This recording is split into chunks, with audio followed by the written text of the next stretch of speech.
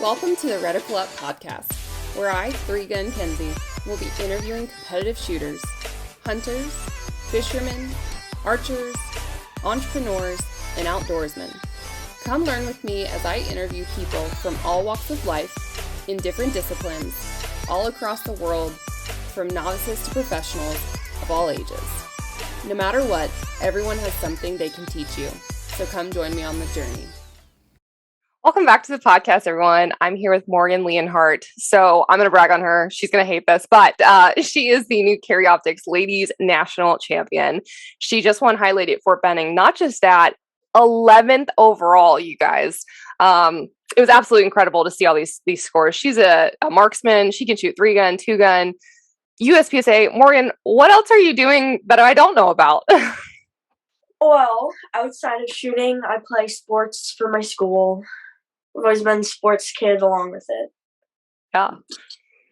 That's awesome. That makes you competitive. I got to start this off strong. How the heck does it feel to be a national champion? It's crazy. Like, it's a feeling I've never felt before. It was the best feeling ever. It's crazy to think about it and to realize what just happened and all the work that I put into it and see it pay off. It was crazy. And when we're on the range and we figured out it happened, my dad started crying, and then I started crying, and my mom started crying. And everyone's just behind us like, oh my God. It was crazy.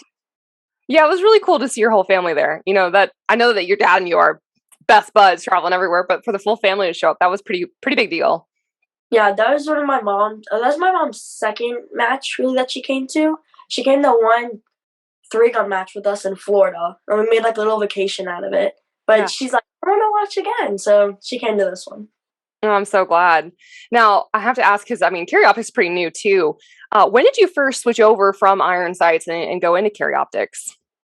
Well, I switched in Carry Optics about a year and a half ago, just about, so it's fairly new. Yeah. And I kind of just fell in love with it and stuck with it. Oh, well, it paid off. And do you shoot, for real, a Glock? Yes. Yeah. Like, I've only ever shot Glocks. Like, ever since I started, my dad just handed little 9-year-old me a 9mm Glock and said, have at it. So, Glock. Okay, do you shoot the 34 or which model? So I shot a 34 for forever, and then a few months ago I switched to a 17 because I got a whole new customized everything. So, and I like the 17 better. Yeah. And then what optic do you run on it? I have an SRO. I like big window, big glass, lots of view to see. Yeah. So for those listening, this child is beating you with a Glock. I'm gonna brag on you the whole night. I'm just so excited for you. So, okay, prepping for nationals. I don't know, when that started. Do you remember your very first classification that you had in CO? B class. I was a B class, and our local matches didn't really have classifiers. So I've been a B class up until a month ago. What? So did you get bumped to GM immediately, or where'd you land? So I'm in A class right now. I'm still A class. But my last 2 classifiers were GM runs, but those got flagged because they're so much higher than my rest of them. So I'm working on getting those unflagged, and then hopefully I can shoot some more classifiers and class up. Yeah. Oh my gosh, A class. National champion. It's like JJ unclassified winning the whole thing, right? Yes. It's pretty funny. That is awesome. I want you to kind of go into what the year and a half looked like. So take your time on this. I want to know, how did you train? What did you do in live fire and dry fire? What did that look like for a year and a half? So before that was all 3-gun, and then 3-gun matches we have one in our area, and it gets, canceled a lot, rained out. So we started shooting a lot of local pistol. My dad was like, oh, it's just going to be training for 3-gun. So we did that, and then we started getting competitive and serious in it when we realized the 3-gun really wasn't popping up again. So it started off really slow, just we were still dry firing with long guns, and then we dry fired with the pistol and shot the matches, and it became more and more. And It was rough. It was rough learning the pistol and trigger you have to have a perfect trigger press with a Glock, and there's no yanking, and I created a lot of bad habits. And it took 2 years to overcome, pushing into my gun and yanking my trigger, and just shooting when I was ready to shoot and not when my dot was there. And we train dry fire 3 times a week is normal, and then we'll shoot once on the weekend, either a match or training. And that's just kind of the main flow.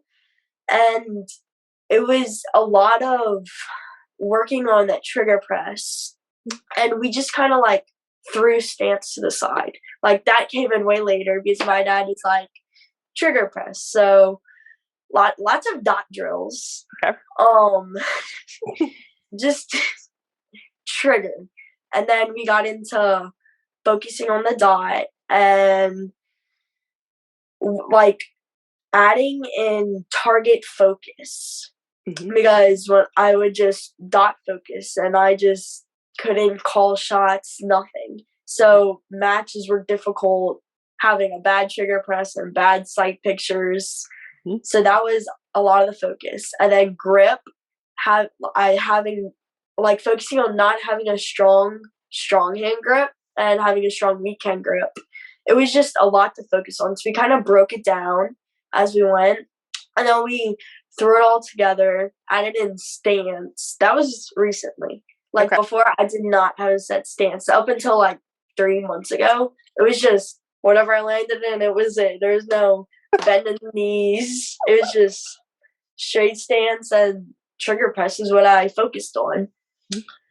So a lot of that, and then putting it all together, and then carrying it into matches, and then working and seeing what worked for me, and just playing with a lot of stuff. All at the same time. Did you put a different trigger in the Glock, or change your grip, or anything like that to help you? So I shoot a Johnny Glock trigger, which is absolutely amazing. Does not feel like a Glock trigger at all. It's really short. There's one wall that you hit while you're prepping. Okay. So that's really nice. Yeah. And what was the other thing you asked? Did you modify the grip to your hand or anything like that? Oh, yes. My hand could not fit around the pistol with the finger grooves. Yep. My hands just grew so small, so he shaved off finger grooves. And then I got a stippling job done, so it's really rough. And I just learned shooting no finger grooves, and I find it more comfortable. I can choose where my fingers go. I can get a high grip, and I stuck with it. I still don't shoot with finger grooves. Yeah. Yeah. Actually, I teach that in my classes. I think finger grooves, it only fits whatever hand that fits, right? So these women, or just anybody, unless you have the exact hand profile that fits that grip, it's not custom to you. So any gun that I I have the Glock 17 too. I don't want finger grooves. So I was asking. I have a question on Carry Optics Nationals too. Did you have a goal where you wanted to end up placement wise or division wise? No. I did not at all. If I'm being honest, I did not have any expectations. I wanted to go to that match. I wanted to stay in my mental game. I wanted to focus on my mental game. I wanted to shoot consistently. I just went to that match to see what it would be like for the future years. And the bar really high. Yeah, so I just focused on my shooting, focused on mental game, stage planning, all that. I did not expect any placement, but I trained for it. For the 3 months leading up to nationals, I had the gun in my hand every day with live fire 2 times a week, sometimes 3, because I wanted to perform well, but that wasn't my focus. If I knew if I shot my best, that I'd be happy with my placement. Right. So, right. And you were. Yeah. Yes. I was very happy with everything. Yeah. And okay, so for a 3-day long match, I'm curious. The mental game's huge, right? So how do you digest day 1, break down the goods, the bads, and kind of leave it out and then move into day 2? What does that look like day over day? Okay, so for every stage I shoot, I give myself 5 minutes to say everything bad I want to say to myself. Those 5 minutes after I'm shooting, I'm like, wow, you sucked. And then after that, I'm like, wow, that was good. So I have those 5 minutes to pick out stuff I didn't like, to figure out how I'm going to do it better. And that's how I do stage by stage. And then for the next day, I don't look at scores at all. Any match I do, I won't look at scores. I don't want to have that in my mind. I shoot for how I want to shoot. I don't want to shoot for placement and think about results while I'm shooting. So I just shoot and don't worry about placements and results. That's for after. I like that. Yeah. I mean, and it takes a special kind of shooter to look at scores and not get too wrapped up in it. Shooting completely different stages from whoever is going to win the match, and they're in a different zone. It just, you can't compare. There's no way. It's really hard to compare to. Yeah. Like if someone's shooting a zone with like way higher points than what you have, then you won't like process that, and you'll have in your mind, wow, why are they 25% ahead of me? Right. And you'll want to push, and you'll fail while you're pushing. Yep. You focus on your shooting. So how does like you and your dad kind of play off each other? Are you guys helpful in like having that mental game, or are y'all more competitive? Like, how does that work out? So I won't look at scores. He'll look at scores, but he won't tell me how I'm doing, but he'll set a pace for me. So it'll be like, okay, you can run the riskier plan. I'm not going to tell you why if you need to catch up, or if you just want to run it. You can do that. Or he can tell me if I can relax, if I should be shooting a target on the move, or if I can set up on it. Mm-hmm. Like he kind of sets the pace, and so I can relax and just shoot. And he's helpful. He will come up with the main stage plan, but he's not very good at breaking down to smaller details. Mm-hmm. So I'll be like, okay, well, your footing, your movement, it's gonna go like left foot, right foot, post up here, and shoot a move here. And that's really helpful to have someone come up with a main stage plan and then have someone else be able to break it down, so we can really get like each detail and figure out what's best for our shooting. Because I'm better at some things than him, he's better at some things than me, so we can like help each other out and be like, oh, that's your weakness, you don't want to shoot that tux on the move. Yeah, stuff like that. Yeah, that's pretty cool. Who's more competitive, out of curiosity? Definitely me. Okay. I'm way tougher on myself. He's tough on himself while he's shooting. He'll talk while he's shooting. He's like, wow, you suck. I have heard that, yeah. Yeah. Yes, you can hear him talk while he's shooting. But I'm more competitive. Like if I beat him, I'm gonna rub it in. Like yeah. I'm gonna rub it in. And on the drive up, there's some smack talk going back and forth. Drive back, still more smack talk. I love this. Oh my goodness. So for nationals too, I gotta ask, like, what is your weaker stages? Like, was it a zone area? Was it like the offhand stuff? Like, where did you struggle and where did you really thrive? Zone C. It was our last day, Zone C, and those were just really far shots, really hard targets. Mm-hmm. The others, there was the other two zones. They were like, one wasn't better than the other. They were really equal. But Zone C, on our first stage, we had the ammo can stage first. Oh. And I had my first mic of the match on that stage, on the swinger. Yeah. And that was hard to grasp. I was upset about that because I was like, it wasn't a far swinger. It wasn't a hard shot. I didn't call it. Yeah. It's just unexpected. So I got down on that. I really did. But the next stage, I overcame it and I shot a good stage. I was like, oh, okay, I'm fine. And then our last stage was the half-size swinger stage. Ugh. I did not want to mic on this. I tried so hard. I was like, it's the last stage, last day. After this, match is over. So I took 2 passes on both of those swingers, like pass, shot, pass, shot for both of them. And on one of my swingers, I had 3 bullet holes on it, and all 3 were in that small black stripe on the bottom.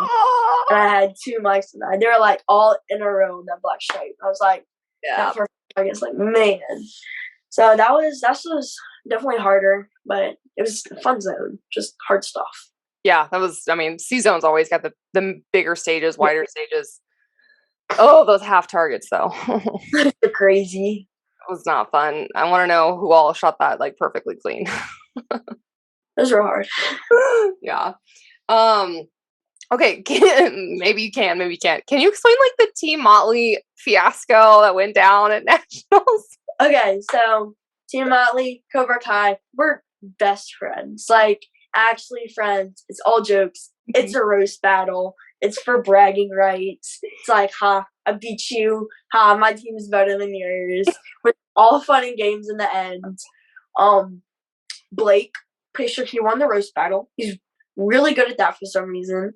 So, just fun and games, just messing around, get in each other's heads, put a little bit of pressure, just for fun. But it gotta step up from fun. But it was still fun.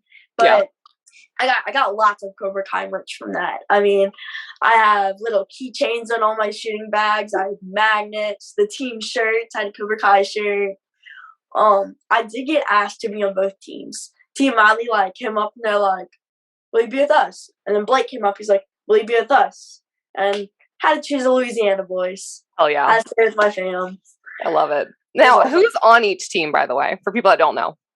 Okay, so Cobra Kai, me, Blake Miguez, and Brandon Elias, and then Team Motley, JJ. I'm going mind blank. Oh no. I can't remember either. Can't remember either. They just signed up for Dragon's Cup too. Oh no. The rest of Motley. Okay. Sorry guys. Apologies. So that's continued on too with even the next matches that you went to, like stuck up stickers and all that stuff. Yes, there's around CMP, there's magnets on the bays. Look on the poles, you'll see magnets around. Oh, it's hysterical. It's fun. And then the other unique thing that they kind of brought back was they had a like mix of PCC and carry optics super squad.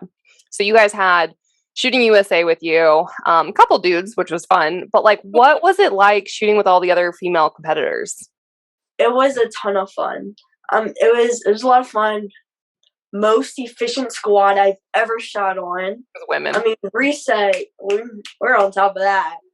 I've never shot in the ladies super squad. It was a really cool environment. Like, everyone was there to cheer you up. Like, oh my gosh, you did so good. It was just really fun. I loved it. That's awesome. Something totally would do again. So how does shooting with those females too help you competition wise?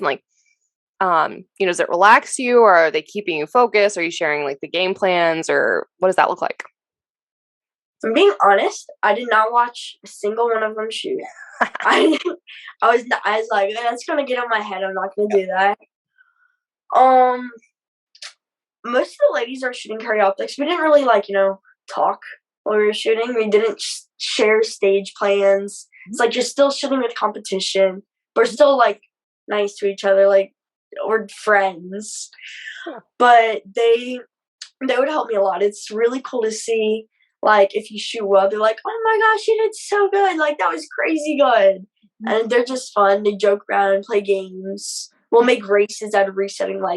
Yep. I'll race you to that target. I'll paste it first. Oh yeah, it was really fun, really cool. That's awesome. Yeah, and then now that it's over and looking back to, what would you have done anything differently? For training or anything like that? There was definitely some days where I was it's hard to get training in with school. I have a lot of schoolwork. It's my freshman year in high school. They love to put so much work and stuff on us. It's if I could have taken an extra 10 minutes, 20 minutes and added that onto a training session, that definitely would have been helpful. If you watched my videos, actually I didn't post any of them, but every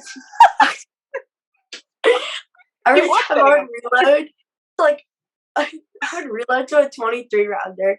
And every single time I did it, the mag would fall out of my gun, and I didn't see it. I did it like 3 times. What? I was like, it was really funny. You just drop and fall. You gotta post those, or like a snippets of each one in one video. Snippets of each one? Oh my god, that'd be hilarious. I'll post mine. I have one from this weekend. I did pretty good, but I pulled a mag out. I don't know how I did this. So I pulled a mag out really early, went around the wall, and then I was shoving it in as I came up, and I realized I had the mag backwards. So I don't know if I put it in my mag pouch backwards or like I flipped it in the way, and I was like, crap. And like you hear me cuss, and then grab another one. I'm like, it's so funny. My dad, he was making ready on the stage. He like was practicing the reload, and he did the first one. He launched the mag, like absolutely missed. It hit the side burn. He's like, he like laughed. He like did it again. He's still making ready. And he does the same exact thing. Like he just launches a mag. He turns around. He looks at me. He's like, "Can you get me another mag?" I like gave him my mags, and he's like, "I'm not doing that again." And he just like made ready regularly. He's like, "All right, I got this." Oh my gosh, this circle is hilarious. Him and I do the same thing though. Like I read him when I met y'all, 2019 Three Gun Nation Nationals, like last one they had. I was doing it was the shotgun XV whatever stage, and I just remember him cussing at himself a little bit. And he's like, "That was dumb," and then yeah, I'm like, I do this thought process that probably slows us down. I mean, he cusses all the time when he shoots, or he'll talk out loud like, "Oh, I forgot a target." Yep. I don't know how he does it. It works for him. I guess so. Are you sticking to carry optics for 2022, or what are those goals look like? I'm sticking with carry optics 2022. I would like to mess around with open a little bit. I've had people tell me that my style of shooting is more open. Yeah. Just because I like to go fast. It's just what happens. I don't think about it. So my hits, like my points, aren't always the best. I'm working on it. So if I can play around in open, just like an off season or something, that'd be cool. But sticking with carry optics, we're gonna try and hit as many area matches as possible. I probably have as much major matches for 2022 for carry optics that I've shot my entire life. Cool. So it's been crazy. I'm going to a bunch of new places that I've never been. Yeah. Yeah. I'm excited. Okay. That's very cool. Now, if you shot open, like what gun would you use? What would you do? Good question. I don't have an open gun. I mean, I have people I could borrow them from. Yeah. But my dad's like, you're doing fine in carry optics. I'm not going to buy an open gun. So. Not yet. I'm not buy an open gun. But I don't know. I don't know a lot about open guns. So I'm like, oh, this one's better than the other. Like, I'm really not sure. So. Yeah. Have you shot a 2011, by the way? No. You've never like even tried one? Nope. Although I don't know if you would want to, because then you wouldn't want to go back. I've had people tell me that. My dad's like, don't learn to shoot it. So that means it's nice. He doesn't want you to, because then he's gonna have to buy one. I have to buy one. Yes. So just always relax. This is interesting. I kind of want to put my 2011 in your hands next time I see you. We should do that. Making that happen. I don't care. It's happening. Don't tell Dad. Yeah. No, it's happening. Okay. And you said it earlier, but I want to point this out too. So you're 14 now and you started shooting at 9, right? Yes. Correct. What was your very first competition that y'all went to? Well, the first one, I didn't plan on shooting it, but I had my 22 rifle in the car, and I just told my dad one day, like, I don't remember this, but he's like, you came up to me and you're like, I want to watch. It's like, shooting was never anything that I was forced into. It's never anything that you're like, oh, you're shooting, like you're going to shoot. My dad did it to train for work. Okay. And so when I asked, he was like, sure, come watch. And it was some local USPSA match. And I went, and the match director was like, oh, do you have a gun with you? I was like, I have my 22. He's like, come shoot it. So I shot the match, and he's like, I want you to come back out next month. And after that, he asked, that was it. Wow. That was it. Shot everything after that. And then my dad got into it more. obviously, when I got into it. He's like, I guess she's doing it, I'm going to do it. Daddy duo team. Yeah. Yeah. Have y'all shot a team match together? No. I would. Someone brought up like the DC project, and I looked at him and I was like, I'm going to have to find a partner. He's like, you want to ride there? You come shoot with me. But we've never shot a team match. I think it'd be fun. Well, the Target 3-gun challenge next year is in July. It's a team match, and it's same thing. You have to pair with a junior or a female. Technically, you check both, and you could win with your dad. Oh, I think we should. I should talk. I brought it up, and I told him, I was like, I want to shoot a team match. He's like, maybe. So maybe 2022. Oh, I think that'd be really cool. Yeah. Along your journey too on USPSA or just shooting in general, did you take any formal training classes, or have you been mentored by any, pro shooters other than your dad? I've been very fortunate. I've trained with lots of the top guys in the sport. Well, when I first started shooting, my very first class was with Kita, and she just kind of started me out, and she's like, okay, well, I worked on a lot of movement with her, and she was really good at movement. And then I got to go to, I got to go to the last MGM junior camp. Okay. And they set out my plate for me. They put everything out. I got trained with lots of cool people, and they just taught me a little bit of everything. And I kind of took that and worked with it. And then I trained with Steve Anderson for mental game, because my mental game before was absolutely awful. Awful. Something bad went wrong, everything else was going wrong. Yeah. And he helped so much. He put this really good mindset in me. And it's crazy how much shooting game is mental. And it's just game changing how much I don't know, it's just crazy. It's only thinking of positive stuff and not telling yourself negative stuff. It's if I say don't shoot that target, I'm gonna shoot that target. Exactly. If I say shoot the targets around it, I'll shoot the targets around it and I'll skip it. It's crazy. And then I got trained with JJ, and JJ taught me trigger prep, and that was crazy. I was like, wow, I can hit targets at 25 yards now. And then most recently, I did Christian Seiler. He was absolutely amazing. He picked out every little thing and gave me stuff to work with, and that just it just solidified my shooting game. If you see my shooting from 3 or 4 months ago, it's totally different from now. Yeah. Just everything about it. My stance, my movement, my visual patience. Yes. It's crazy different. And then for PCC, I got to train with Max Legrandis several times, and all his movement and stuff carried over to pistol, and that's where a lot of my movement came from. And he taught me stage planning too, and to sit down. My brother's messing with his dirt bike. Sorry. He taught me sit down and just to visualize everything. Mm-hmm. That's crazy. And then I've been working with Blake a lot recently because Team Cobra Kai, Team Rally. And he's pointing out the little things that are you master this and you're gonna be solid. You'll be good. So it's really nice that I've got to work with all these people that can pick out stuff in my shooting, and tell me drills to work on it and everything that'll make me better and stuff that will fit me personally. Yeah. Did you do the Infinity experience too? Mm-hmm. Okay. I thought you had. You still have a couple years that you could still do that because that's junior level. I wanted to, but we had something else going on then, and my dad was pick and choose. Can't do it all. Yeah.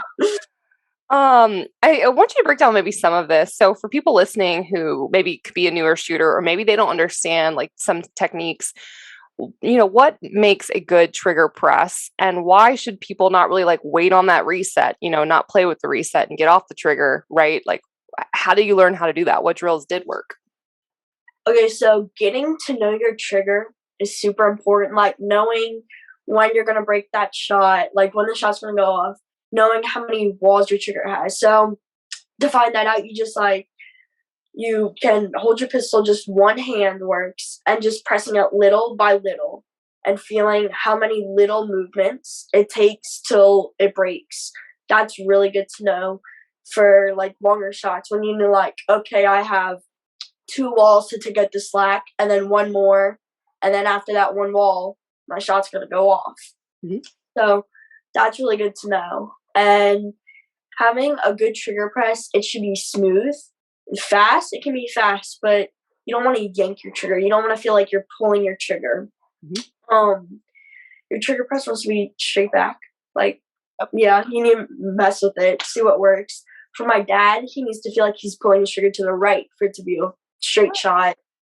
And shooting groups at different distances really helps with that. Like starting at like 5 yards, 10 yards, 15 yards, 20 yards, 25 yards. Mm-hmm. Seeing what it feels like to pull the trigger to get a good shot off, and then being able to repeat that. And that's really helpful. Just repeating groups. Yeah. Feel your trigger, what it feels like, when it's going to break, all that. And you need to, along with trigger, you need to know your sight picture. When you shoot, what kind of sight picture. So whether it's like approach, if you're going to have a flash, sorry. You're good. Fort Benning always gets everybody sick. It's cold, yes. Gross, yeah. Not used to cold weather. Mm-hmm. You need to know when it's okay to, when you can have a sloppier trigger press, like, sorry, like 5 yards and in, you can know that, oh, I have some leeway. I can have a not as nice trigger press, can be sloppy. Mm-hmm. And then working way out, you need to have a cleaner trigger press, something smooth. And then you don't want to pin your trigger down. You want to reset it like right after you pull it. So it's not a click, wait, off. It's like press it off, and then be ready to prep again to get another shot off. Yeah. So many people that are new to shooting, they know the reset, or they don't understand, or they only come off enough. So the gun's recoiling, they still have their finger on the trigger, and then they wait, and they pull off a reset, and then they pull the trigger. That's not at all. Like you never want to play with the reset, right? Like the goal is to get finger off the trigger, but you want to prep it back. Yeah. So like as my gun is recoiling, as it's coming back down to settle, I already have my trigger prepped, ready to pop off another shot. Yeah, pop off. Shoot, whatever you want to say. I love it. Okay, so I struggle with this. Maybe you can help.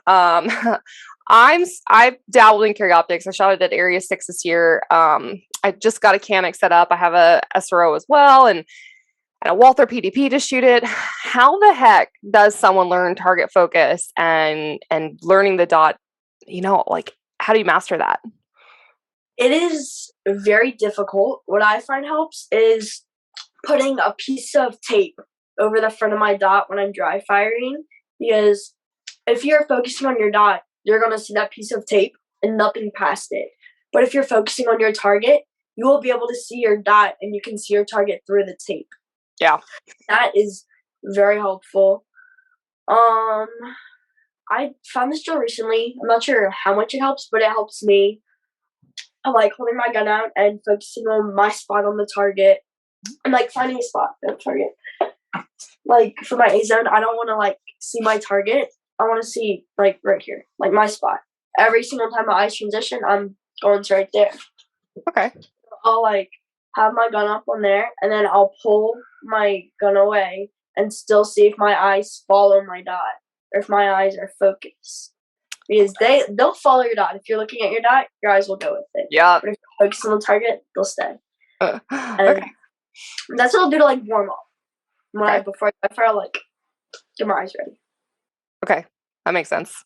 Did you ever shoot did you ever shoot Steel Challenge too with carry optics just to try like target transition? Shot Steel Challenge once. with Sydney Rockwell because, like, when she moved here, we were bored one day. And we're like, let's go shoot some still challenge. So we did that. It was fun. Yeah. I think that could help, though. I think a little bit. I kind of want to shoot it with a pistol because I only have shot it with PCC, just to see how it goes with a dot. I definitely think it could help because that's like you need to get those. Like, you need to transition fast. Your eyes need to get to those targets. You need to, like, be ready and on them. And go back to, what is it? Visual patience, right? Like yeah. That's like at the side stage at Fort Benning. It was 2 plate racks and running box to box. And you needed to have visual patience. I didn't on that. I had 4 missed shots and I just had to keep running. But definitely, if you can focus on those plates, and it doesn't take that much longer. Like, per stage, to wait for your dot to get there, we're looking at like 0.2 seconds. Like, just to confirm it. It's definitely better than, shooting a Delta. Yeah, 100%. Absolutely.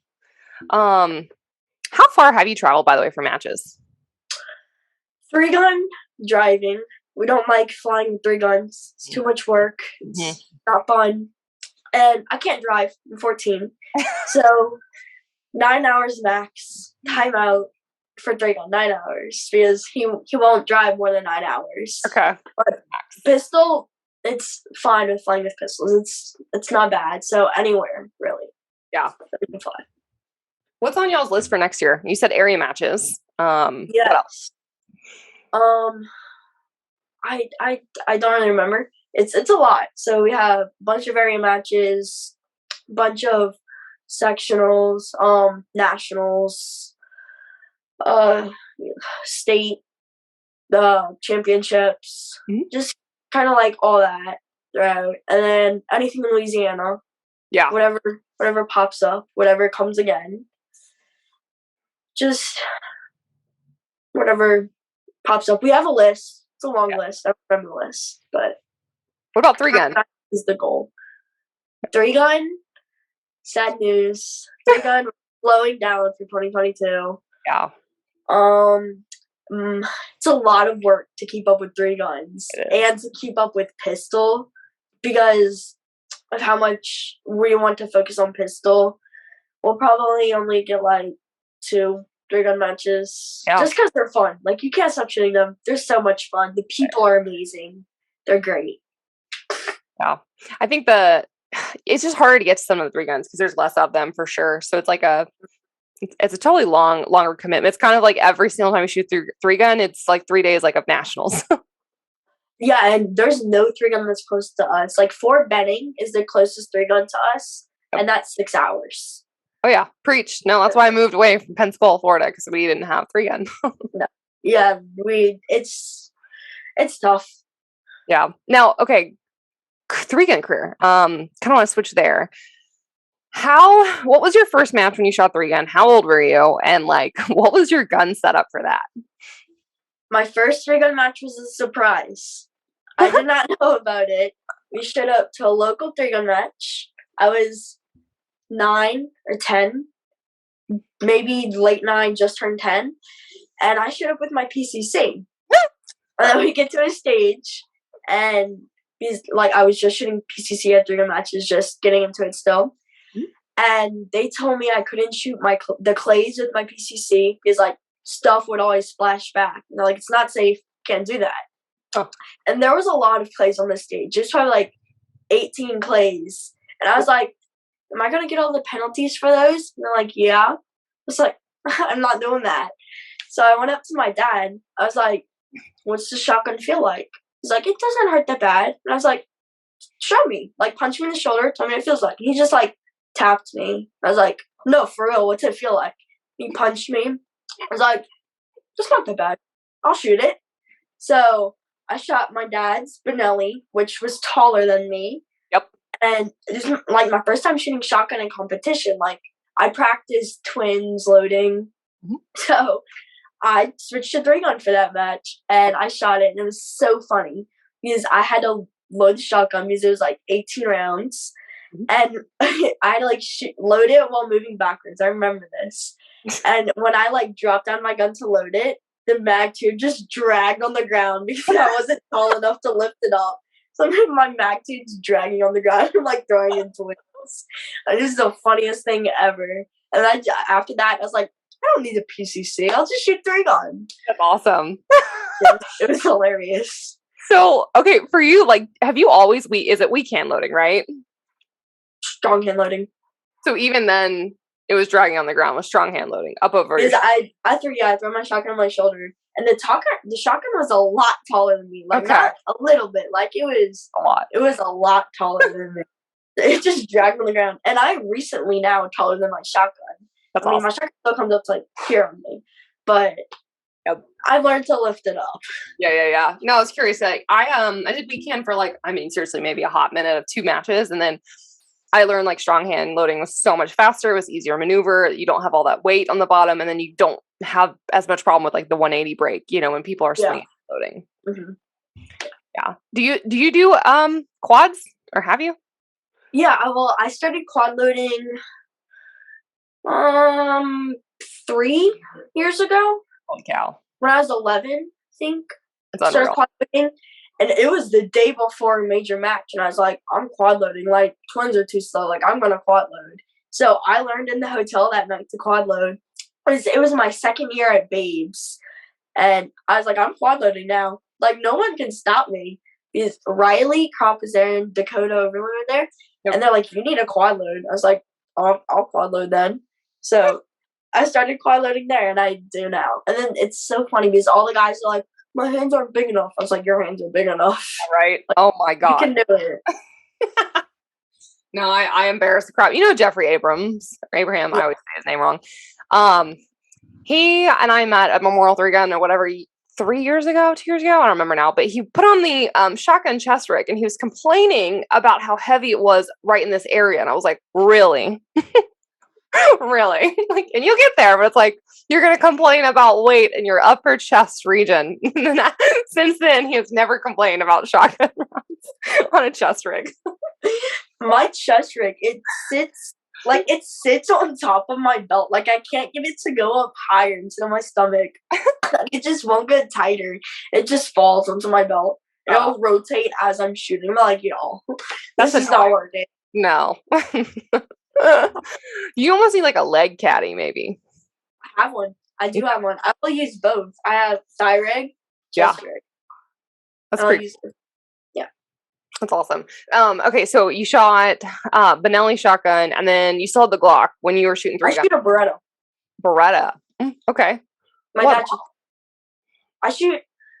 He hates my Beretta. He absolutely hates it. He's like, it's so hard to clean. Mm-hmm. But I like it. I find it shoots softer.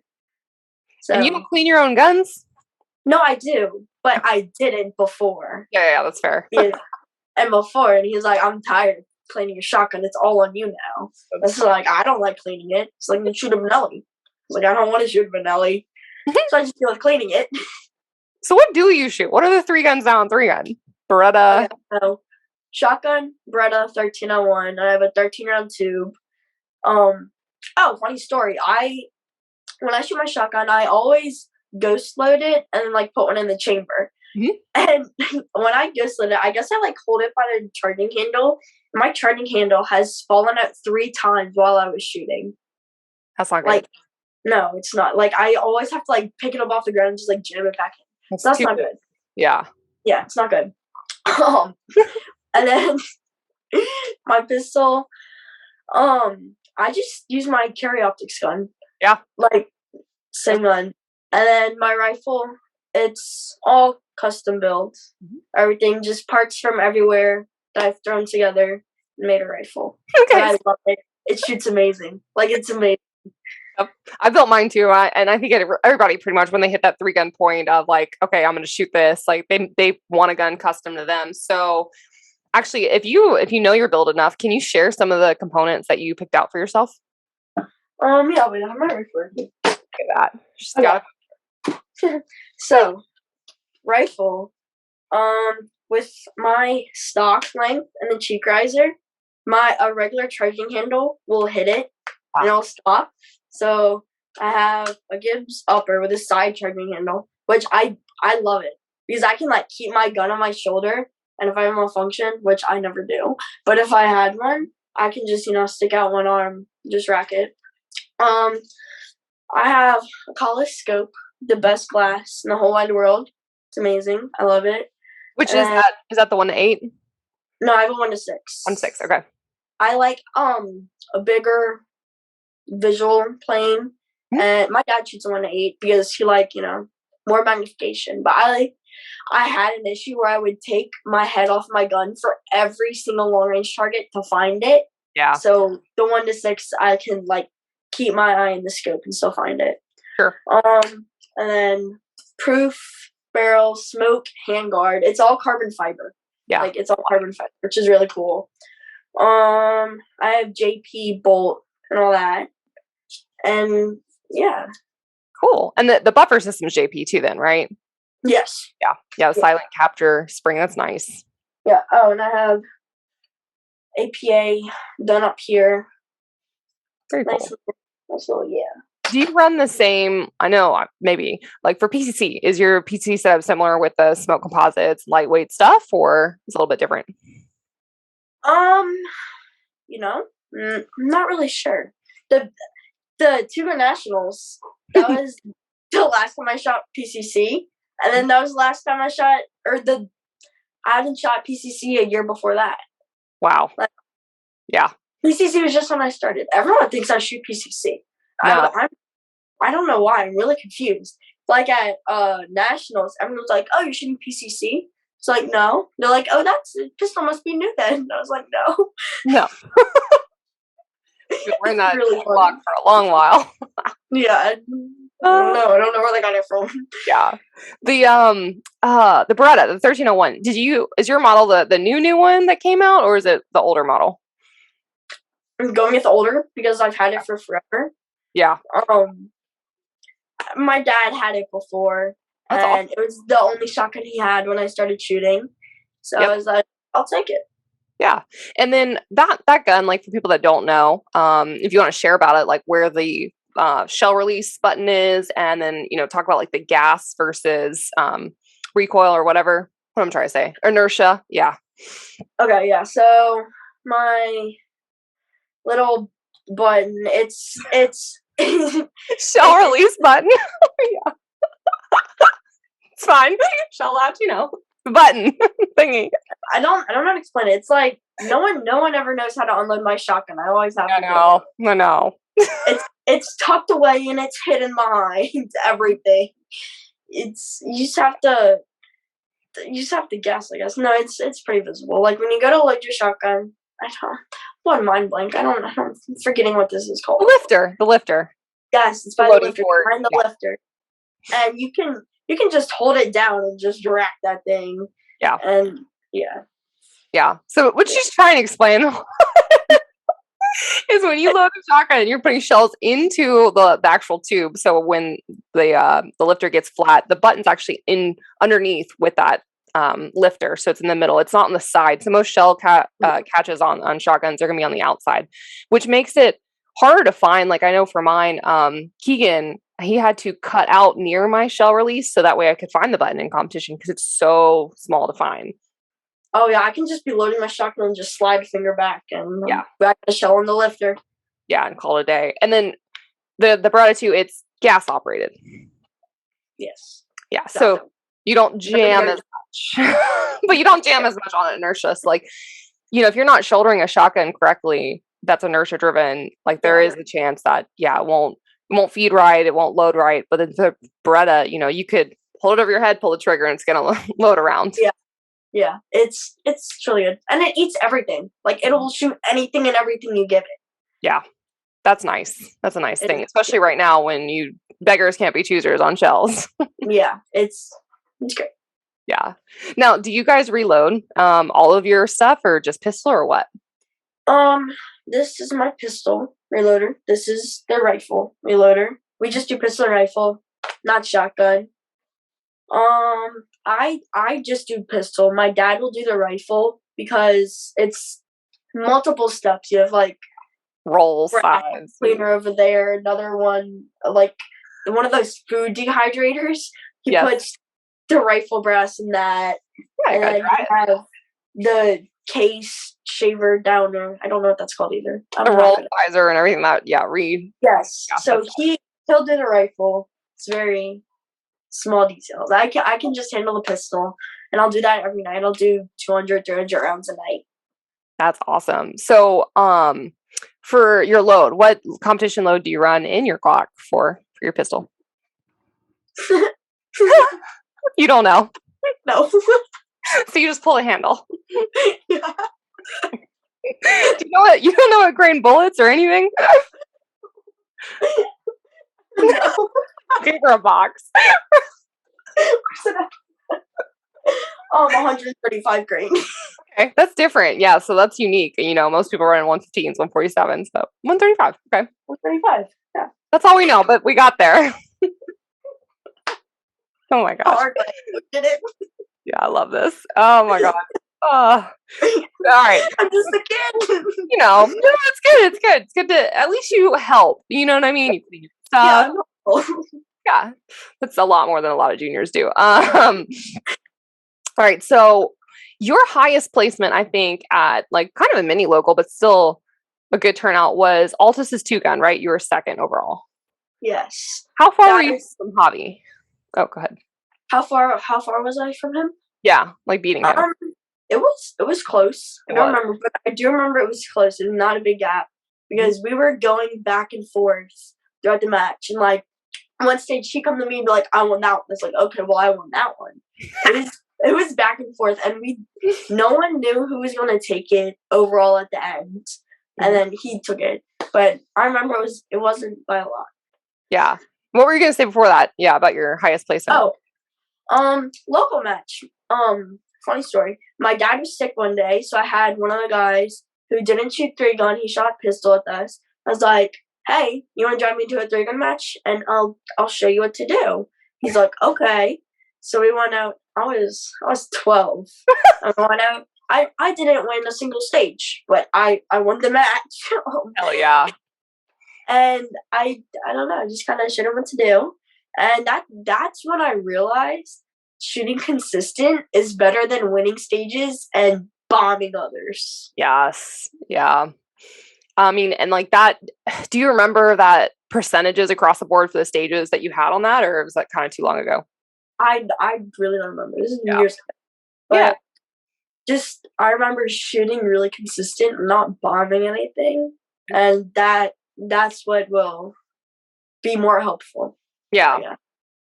And then the 2-gun match that you shot too, I mean, did they have the movers on that match? For the Altus one? Yeah. Well, we had a mover. It was a kangaroo. It was moving. We shot that match in like a hurricane. Yep. And it broke halfway through, so I did not get to shoot it while it was moving. But I did get to shoot it in the pouring rain. Cool. So I've never shot a moving rifle target, I guess. No. Like long. Yeah, I don't think I have either. Yeah. No. Would have been cool, but. Yeah, right? Like, Altus is probably the only place I know that would do, or that I know they have them, so that's why I was curious. Yeah. So 3-gun, 2-gun, you shot Still Challenge, USPSA. Have you shot anything else I don't know about? I don't think so. You and I shot, we shot the CQB match, but that's not like a sanctioned bodied, yeah. That's just fun matches that are there. That was cool, yeah. Love them. I want to know, the 3-gun life is intriguing. So you started earlier than I did. Do you remember some of the cooler competitions that you went to? Like, I know it's a little bit different today where you don't see as much stage props or as cool stages, but like, do you remember that experience? And like, what was some of the cool stages that you shot? Well, I shot the last year Rock Castle, which was amazing. I loved it. That was really cool. The setting was really cool. It was, I just loved it. I don't remember any of the stages in particular. I remember a few things from it. And I remember like shooting, like they have the valley. Mm-hmm. And that was really cool to shoot into because it's really foggy. So you're like shooting through the fog. I remember having to slide through a tunnel there, like downhill. I'd like slide through a tunnel like with my pistol. Fort Benning, they do a really good job with bringing in that physical stuff. And this was my first year shooting it, and I thought it was really cool. This Like, year? Yeah. Just now. What the heck was your first year shooting Fort Benning? Oh my God. Yes. Okay. And the 1 year I don't go. this weekend was my first time touching my long guns in 6 months. Yeah. I trained with them once before and then just went into the match, but clearly it doesn't matter. I guess not. This is the memory, muscle memory. Pretty cool.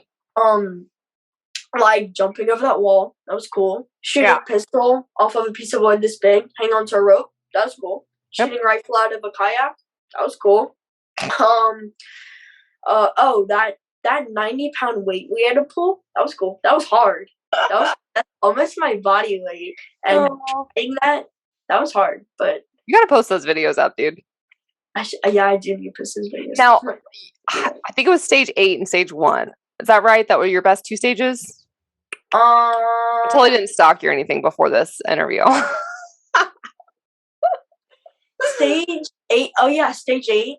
Mm-hmm. My dad shot it before me, and he was like, "Man, I did so good." And then I went and did a second fast, and he's like, "I just needed one, Morgan. I just needed one." that was the Cooper Tunnel. That was a fun stage. Well, you are small. Well, so is your dad. So never mind. That's even. Yeah. Oh man. Now they had. Let's see. For those that don't know, like with Fort Benning, do you want to explain some of the stages and like the slug targets, the long range, and like all of those expectations? Yeah. Okay. So Fort Benning was very physical challenges. The long range, it wasn't far. Like, it only went until 400 yards, but the target was the top half of a C-zone. Like, you had the head and the shoulders, and that was off of not very stable positions. That was from a tank trap, and then off of a wall, and like, I don't know, just on the wall, kneeling. And they had very far pistol shots that were small that I wasn't expecting them to have that. I was like, wow, that's kind of hard. The slug targets they were pretty small. They're, I don't know, they're like 12-inch targets at 70, I want to say 60 or 70 yards. That was hard. And I'm not very good with slugs. So I was pleasantly surprised that I hit those. Yes. They had some very challenging shots, very tight shots. They had these rifle targets where it had like this much target at an angle, like 10 yards away, and the rest was no shoot. I did, but that was hard. That was like the shoot house stage, right? Before going in, you had the outside, and then I can't remember. I saw some of the videos. No, that was stage 8 with the Cooper Tunnel. Okay, it was like in the very beginning with rifle. No shoot city. You got to know height over bore for that, for sure. And a lot of people don't understand that. That, go shoot multi-gun or 3-gun, learn. Oh, here's a thing. I still find it confusing. I'm not very comfortable with like holding off of my target but hitting my target. Yep. Science, math. It's weird. What else did they have? They had very like rifle shots were hard. Like, the rifle was like honestly very hard. Like, there was the bridge stage and the wall stage. Like, you had to jump over the wall. You had to get very low for those paper targets. It was like paper target, no shoot, paper target, no shoot, and they had like those no shoots stacked. They were not scared of no shoots this match. Yeah, and you're gonna get super low, unstable. You're like sideways, and you have this much on the target. Well, and what's interesting, people don't know, like, when their mag is to the right, you kind of need to aim right a little bit too. Like, your entire ballistics can be thrown off when your rifle's canted completely sideways. Yeah, and when I don't know, my rifle hits different when I'm sideways. Like, it's crazy math. Yep. And it's like, with the offset of the scope, it's like, I can see the target, but I'm shooting the wood stick in front of me, like, right there. Like, what's happening? Like, you need to know the offset. like that your scope's 2 inches higher than your barrel. Yep. It's very difficult. Helps you think. The balance beam, that was kind of hard. Like having to balance on the balance beam while shooting shotgun and like ducking under walls. Yeah. It was a challenging match, but I thought it was really fun. I mean, you did really well. And then what'd you end up in open? Wait, what about open? When did I move there? No. What place did you get in open? Oh, I placed 5th in open. Yeah, 5th in open was huge, and then 11th overall, which, my God, but 5th in open, y'all. So how many people shot overall, and do you remember how many people were in open? Open, I don't really remember. Maybe, I don't know, maybe it was around 50? I could be completely off. I was like, there's gotta be like 100. Maybe I'm wrong. I don't know. I don't remember. It's 250 shooters. Yeah. I think there. But I don't remember it open. I'm probably completely off. I don't remember. Okay. I mean, it's the mecca of shooting sports, pretty much. You have all of the top dogs there, which is pretty cool. Did you start in TAC Ops, by the way, and then move into open once you got the carry optics? I did, because I don't know why, but I used to be more comfortable with iron sights. Mm-hmm. And I switched to open like pretty early because my dad switched to open. He's like, you gotta shoot a dot. So I tried the dot and it's like, I'm switching to open. So probably when I was like, I don't know, maybe 11 or 12, switched to open. Yeah. I mean, once you get comfortable learning a dot, people are like, oh, I'm never going back to irons. Same thing. Like, until you get that concept, you're going to feel comfortable with irons. Yeah. And I would love to have a real open shotgun rather than a tube fed, but one day. They're expensive. They're heavy. Exactly. But I was like, for the amount we're going to be shooting 3-gun, you can have your tube fed shotgun. Yeah. So. Now, are there any modifications? I didn't ask this, but for shortening, like the stock on the shotgun for you or anything like that? Because I know some junior shooters, they had to modify their firearms just because they're a little bit different. Yeah, so I have a shortened stock on my shotgun. Okay. But that's really it for shotgun. And then rifle, the cheek riser with the side charging handle, and then pistol, the finger grooves. Yeah, no, that's important to know. So for people listening, if you've got junior shooters, that's huge. And if you watch the video when Morgan showed her rifle, like her stock is actually pretty dang close, to the rifle itself. That's So shortened. It's still shortened. Yeah. Cheek risers on rifles are important because you'll be able to, without it, you can still see through your scope, but you're gonna be, you can't get a good cheek while you're rising up. But if you have a cheek riser, put your eyes at the right level. Yeah. To line up everything. Yeah. So I struggled. My first 3-gun match, I didn't know optics, so I shot iron sights because I couldn't figure out scope. It's nope, I'm out. And I remember getting my first scope and trying to figure that out. It was the cheek rise the whole time, just the black circle and coming off the cheek, coming on the cheek. It was horrible. And once you figure it out, I have a Luth AR stock. I marked it, so if somebody adjusts it, it's going back to me. That's what we do. We have it's a piece of tape or something under it, so the stock does not move back and forth. I know where it goes. Yeah, because people don't realize that totally throws you off. That's why it's really hard to borrow guns. It's doable, but it's very hard to borrow a gun that's not set up to you and your eye relief and all of that. Do you zero your own guns, by the way? Yes, I will do it. And then my dad, he likes to do it after I do it to make sure I'm right. I guess I don't know. That's cool. Yeah. So, I mean, you learned zeroing. Have you shot PRS yet? No. Are you going to? Maybe. Okay. Precision rifle or NRL 22 or anything like that. Maybe. Okay. Probably not, but maybe. One day, maybe. I think you're pretty good with a rifle. I think that'd be cool to watch. Rifle? Yeah, that'd be cool to watch. Oh man. Now for next year, you said 3 guns and stuff. So focus on that.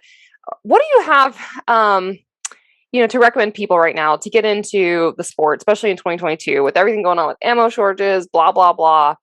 But what is the best way for people to kind of get out there, try to shoot a match, sign up for maybe a smaller match without as much round count, like all of that?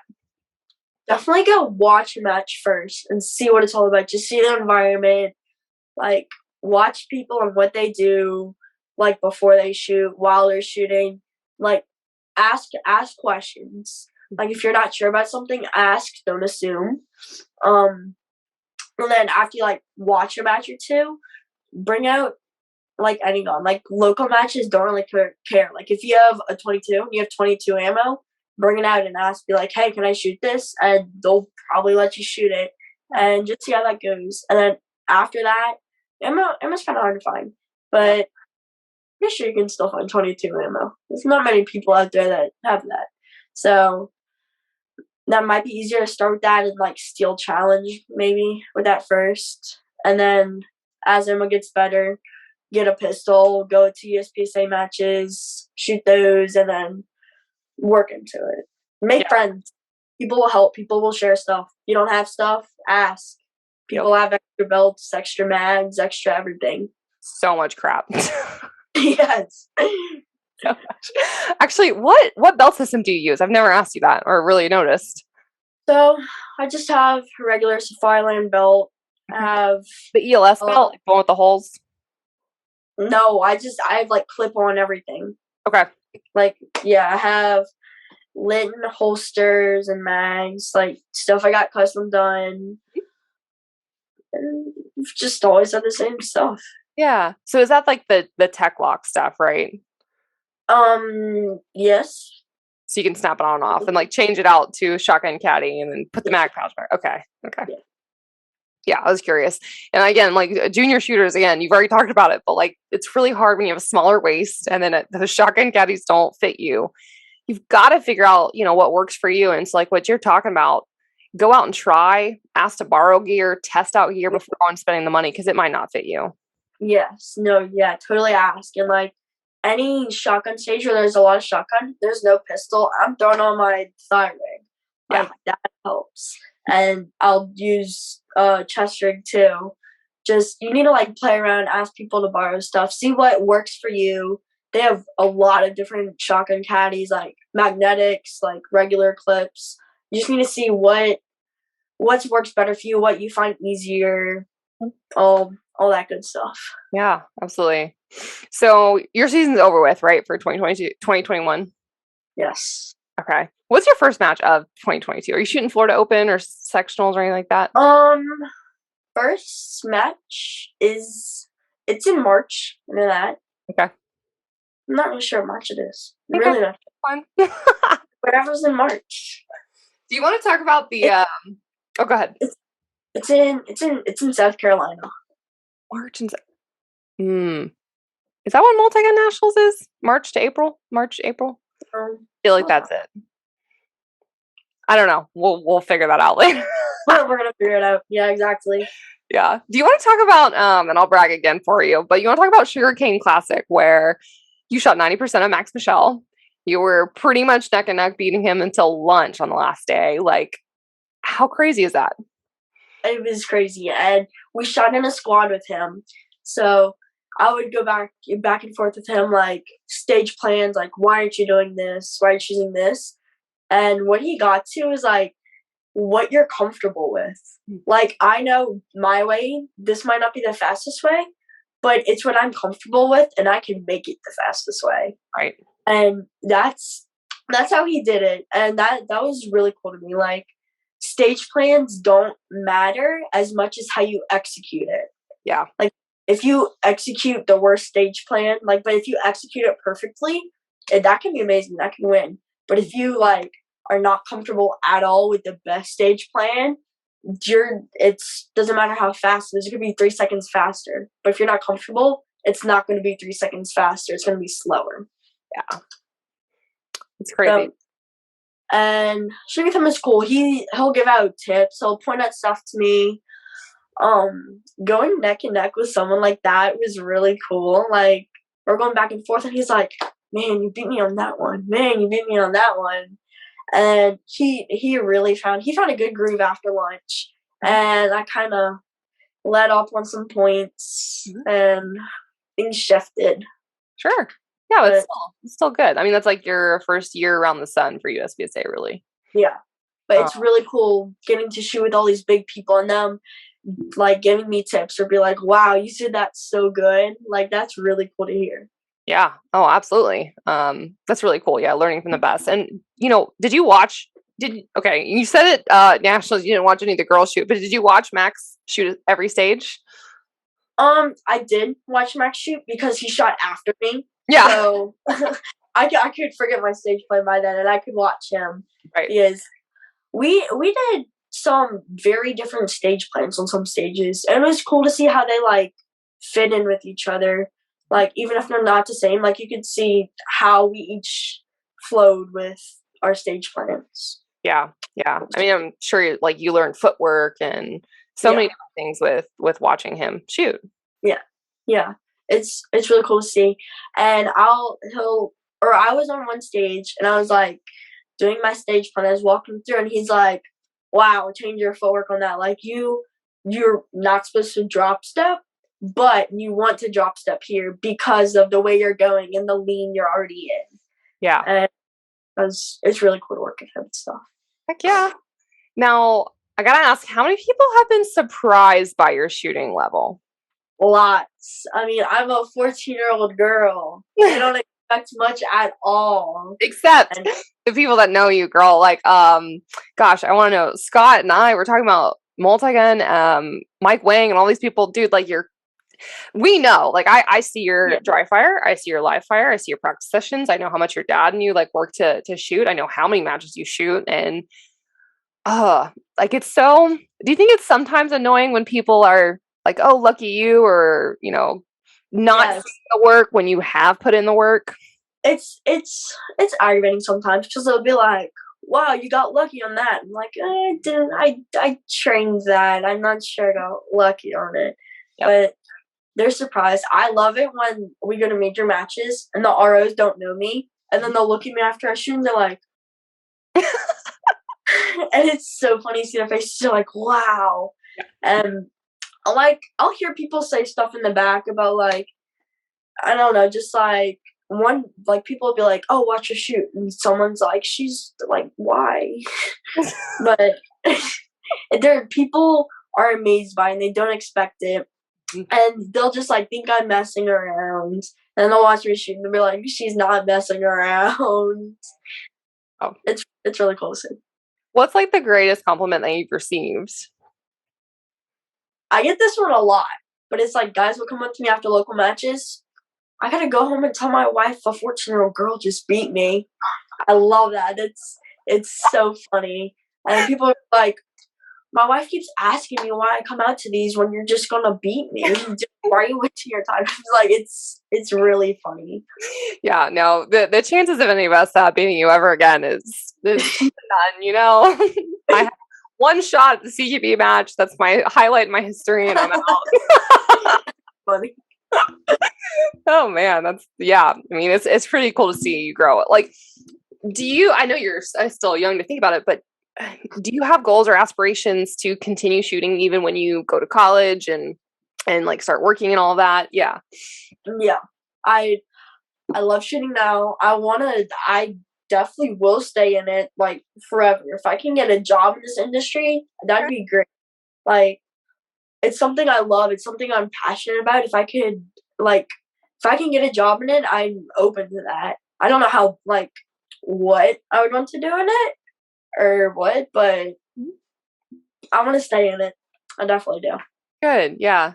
So you don't know like what path. Okay. So like if people are listening right now and trying to figure out like how to help you, like industry people, would you want to do marketing and sales? Would you want to actually work on machines? Would you want to be like a gunsmith? Like, do you know kind of what your passions are? I'm not sure, like, at all, really. Not the best with machines. You and me both. That's okay. I break them sometimes. Yeah. So I haven't really thought about what I wanted to go into after. Like, I still have lots of years. Yeah. Think that kind of. Yeah. but I haven't like looked into anything. I'm not like, oh, I want to do this. I want to do this. I like this. I'm doing this. Right. Yeah. I haven't looked into anything. Like It'll come. I was just curious. Some people just know. And I didn't know when I was your age. If you told me back when I was your age, like what I'm doing right now, I'd be like, there's no way I would make it that far. No way. I don't know. I said that about my shooting. That's funny. Like I'm like, someone told me when I was like 4 that I was gonna shoot. I'd be like, what's shooting? Like, yeah, there's no way. Yeah, exactly. That's cool. So when you turn 21 though, and I don't know if Louisiana is different, but do you plan to carry a gun? Yeah. I'm looking forward to it. It's New Orleans. New Orleans. Yeah, New Orleans. My family's from Louisiana. I don't like to admit that, but yeah. Louisiana homies. Oh God, that place. I do like the food. That's about it. But yeah. Food's amazing. It's amazing. That's if you're coming to Louisiana, you're coming for the food. Yeah. I've digressed. Okay, going back to like the carrying the gun thing, I'm curious. So it'll be a challenging kind of thing. So most people think that there has to be a certain age that people can touch a gun or carry a gun or like shoot a gun and not necessarily carry. Or like, oh, they're not old enough. It's like there's not really an age limit, right? When it comes to like, yeah, firearm safety or rules or whatever. I mean, for you, that was pretty early on in life. It's more about maturity. Yeah, but definitely introduce firearms as early as possible. Mm-hmm. Like explain everything about them. Explain like how they work, all the safety rules, what to do if you see one, and like shooting them is great. Getting into competition even better. But like just if it's just gonna be like personal or whatever, introducing them early I think is really good. I mean, I'm not an adult, I don't know anything, but you oh gosh, don't ever say that. You know a lot. But like definitely I think introducing them earlier is great, and then letting kids shoot them and feel them and see what happens. Yeah, like when you shoot a gun, and just knowing all the rules, like if you shoot somebody, you're gonna kill them. Like it's good to know that, and just how they work, and to if you're with somebody like a friend, like all those freak accidents that happen, to like explain not to touch a gun without an adult unless you know like that you're allowed to. Like if it's at your house, it's not loaded, you check it's not loaded. Yep. Otherwise. Yeah, no, it's great advice. What you're saying essentially is taking the curiosity out of it, because once a kid's no longer curious because they know how it functions, and they're not going to be messing with it when they shouldn't supposed to, you know. It's neat though. I mean, because you and I probably are raised similarly. Like we've been around guns our whole life, where it's normal for us to see a loaded gun sitting in that corner on that table and on the wall. Yes, exactly. It's like with my dad's job, it's like he always has a loaded gun on, and they're gonna be on his bed. Like I don't touch them. Like I know I'm not supposed to. I'm not allowed to. Yep. So like I won't. I just be like, oh, Dad, it's there, just letting you know that you left it there. And he was like, it's okay. Yeah. I mean, even at your age, it's like, you know how to clear one, you know how to check them. But again, it's not yours. Curiosity's gone. You just know. Yeah, that's cool, Morgan. I think there's a lot you can teach others. Mm-hmm. So wrapping this up towards the end, I have a random question. Okay. If you're like a totally different hobby outside of shooting, like just something that you've seen maybe on TV or people do that you want to try one day? Well, I don't know if it's a hobby. I mean, I guess some people make it a hobby. But I just want to do it for fun. I want to skydive, like really bad. Like I don't know. I just want to jump out of a plane with a big piece of cloth on my back. I guess I don't know, but I've seen people do that where they like actually aim for places to land. Like I couldn't do that. But if I can go skydiving, I'm gonna go skydiving. You haven't been yet? No. And your dad, is he on board with this? No, he's scared. But he doesn't need to come, right? I will go with you. So if we're ever in a place and we can go skydive, I will go. Yes, we're gonna do it. We'll do it. A lot of fun. I'm in. We'll have to sign our lives away, but yeah, we're good. It's all good. There'll be somebody on her back to save us. Exactly.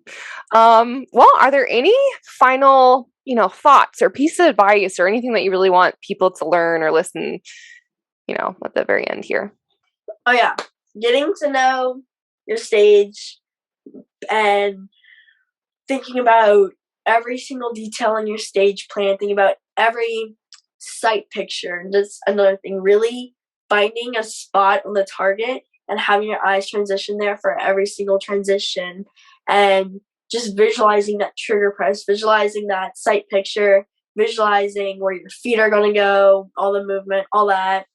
And then staying in your mental game in the match and not freaking out or giving up or just saying awful things to yourself, minus those 5 minutes. 5 minutes can stay. But staying focused, not worrying about the outcome, like just focusing on your shooting, and how you shoot will determine everything else. And that just falls into place at the end. Absolutely. Yeah, that's well said. We can't do the sport. I know you and I both can't without sponsors and people that support us. So, do you want to give any shout outs to the people that support you? Yes, my sponsors are amazing. Primary Machine, they're like family to me. They've been with me since I first started shooting. Like, they've been with me for like 4.5 years. All my sponsors in between: Hunter's Gold, Smoke, Proof, Collis, amazing scopes, Johnny Glock's amazing trigger, Valhalla really makes my pistol grip just spot on, Walker's best ear pro, Bertrand Casey, targets I use to shoot my rifle and just get my long range shot in. GPS, the best shooting bags I've ever used, like legitimately the best. They're really solid, compartments for everything. They're perfect size, nothing too big. Awesome. Well said. And how could people find you online on social media? I have Instagram. My Instagram is Morgan Rose 3Gun. That's the only social media for shooting I have. That's awesome. People have been teasing me because I've been to like a couple matches, at least 3 or 4, 3 gun this year, I think 4. But they're like, oh, you do Kenzie 1 gun or 1 gun Kenzie? And like similar to you, I said, Morgan Rose 1 gun. Morgan Rose 1 gun. It's funny. I thought about that. It's like, I don't shoot as much 3-gun as I used to, but my name's still Morgan Rose 3-Gun. Yeah, don't change it. We can't. We're branded. We're 3-gunners for life. It's set. 3-gunners for life. Started here. Yep. Born and raised 3-gunner. Yep. We're always going to die on that cross. And people make fun of it. It's like, dude, you can't talk bad about 3-gun around us. It's not going to happen. It's way too much fun. It really is. Love it. Well, Morgan, I'm looking forward to 2022. I'm very, very, very, very, very proud of you. I can't even tell you enough. You are a positive role model for all the females and all the young women, growing up, doing what you're doing. Your family is incredible and supportive. And I can't say enough about this. So if you guys are listening to this podcast, if you can help a junior, if you can donate to, whatever their cause is to get them out to shoot, maybe give them some ammo, take them out, get them involved in the sport, because Morgan is one of the future of our shooting sports. We need many more juniors. Yeah, we do. And more girls, more badass women. Yeah. Love it. Well, thank you for joining. I appreciate all of your wisdom. Thank you for having me. Absolutely. All right, listeners, stay tuned for the next episode of the Reticle Up podcast. Thanks for listening to the Reticle Up podcast. Be sure to subscribe wherever you get your podcasts and on YouTube. Follow along on social media at Reticle Up or 3Gun Kenzie.